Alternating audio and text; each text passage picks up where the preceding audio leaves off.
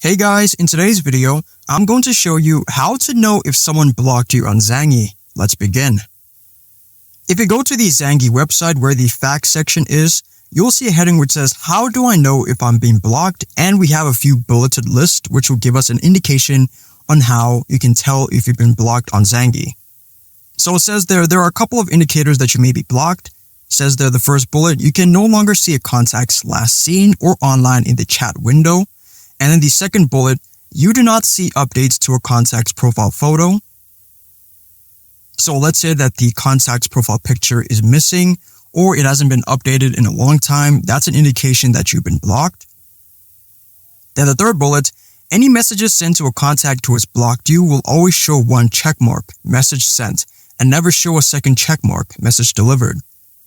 So basically, if you see one tick, it means that the person has blocked you. But if you have two ticks, that means the person has not blocked you. And the last one, any calls you attempt to place will not go through. If you see all of the indicators above for a contact, then you most likely have been blocked on Zangi. And I hope this video was helpful for you guys, and I'll see you in the next one.